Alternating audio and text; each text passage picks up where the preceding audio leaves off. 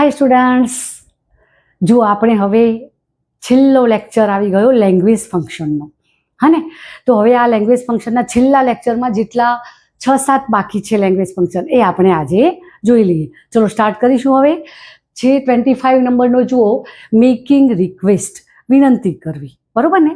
તો વિનંતી કરવા માટે બે પ્રકારના વાક્યો હોઈ શકે. પહેલું તો પ્લીઝ કે કાઇન્ડલીનો ઉપયોગ કરેલા આજ્ઞાર્થ વાક્યો હશે. જો ફોર એક્ઝામ્પલમાં છે ને, kindly do me a favour, મહેરબાની કરીને મારું એક કામ કરશો, એવું કાઇન્ડલીનો ઉપયોગ કરેલો છે, હે ને. કાઇન્ડલી જગ્યાએ પ્લીઝ પણ આપી શકાય. પછી બીજું છે can you, could you, will you, would you. આનાથી શરૂ થતા પ્રશ્નાર્થ વાક્યો હોય, હા ને.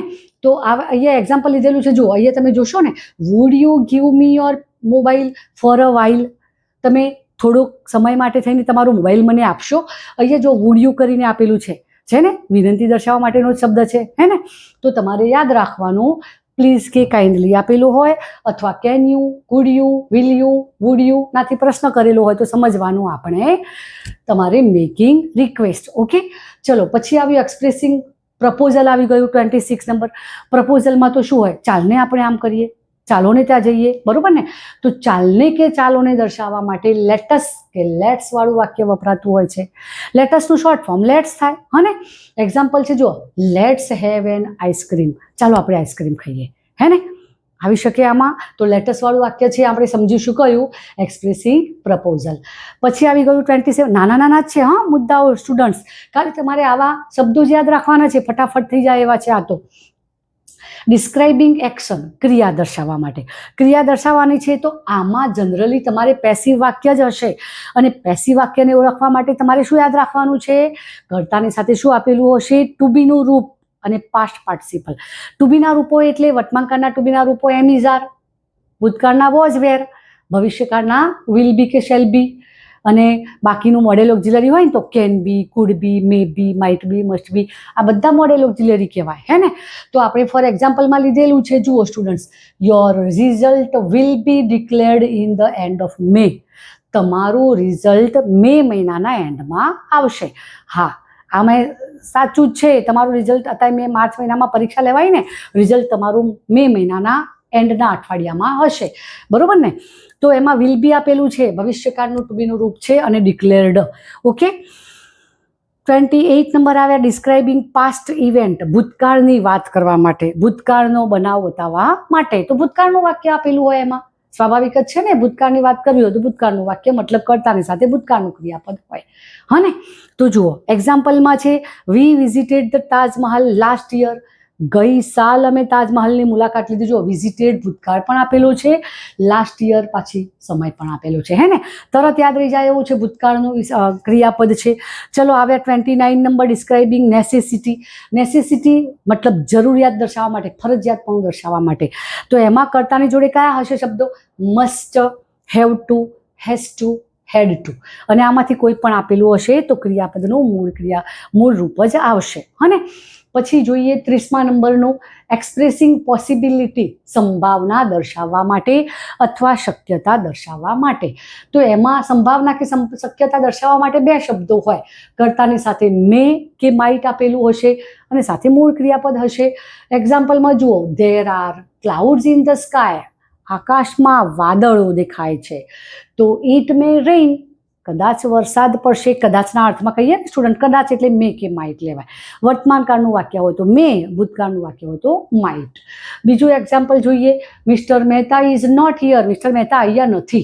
હી માઇટ બી એટ ઓફિસ, કદાચ તે ઓફિસમાં ગયા હશે. માઇટ આપેલું છે. ઓકે, હવે જોઈએ 21 નંબરનું, તો શોઈંગ મેનર, રીત બતાવવા માટે. રીત બતાવવા માટે એટલે ક્રિયાની રીત દર્શાવવા માટે ક્રિયા વિશેષણ વપરાય છે. અને ક્રિયા વિશેષણમાં પાછળ શું લગાડેલું હોય છે, એલવાય ને એલવાય જ હોય સ્ટુડન્ટ્સ, હા ને. તો જો એક્ઝામ્પલમાં, હી ડ્રોવ હિઝ કાર કેરફુલી, એણે પોતાની કાર ખૂબ જ કાળજીપૂર્વક ચલાવી. તો સ્ટુડન્ટ્સ તમારે છે ને અહીંયા શબ્દો જ યાદ રાખવાના છે, હા ને. કેવી રીતે, રિક્વેસ્ટ માટે please, kindly, can you, could you, will you, would you, બસ આટલા શબ્દો યાદ રહી જાય તો કહેવાય એને રિક્વેસ્ટ. પ્રપોઝલ માટે લેટસ કે લેટ્સ જ યાદ રાખવાનું છે. એક્શન ડિસ્ક્રાઇબિંગ એક્શન માટે પેસિવ જ વાક્ય હશે, એ યાદ રાખવાનું છે.